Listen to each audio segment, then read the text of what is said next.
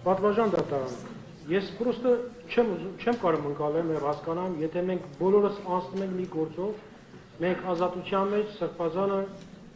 դեռ գտնվում է անազատության մեջ։ Այդ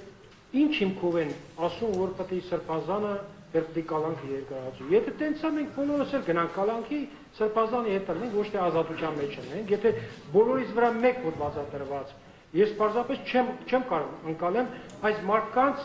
այս շինչ ու գործը, որը որ մեզ վրա մեղադրում են, այս շինչ ու գործը, որ մեզ վրա սարքել են, դա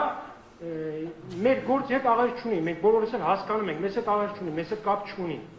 Պարզապես Բագրատ Սրբազանին այսօր պահում են կալանքի տակ, քանի որ ուզում են եկեղեցին այս մարդիկ պարակտեն, եկեղեցին վերջնականապես քանդեն, ոնց որ քանդեցին բանակը,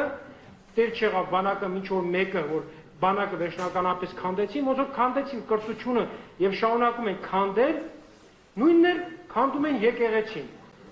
Եկեղեցու վրա սկսել են հարձակումները այն ժամանակ, երբ որ Հայաստանում գտնվող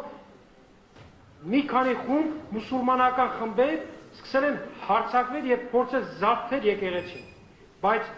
փառք Աստծո այսօր մեր վեհապար հայրապետը կանգուն է, տեղում է եւ վստահ եմ եկեղեցին հաղթելու է։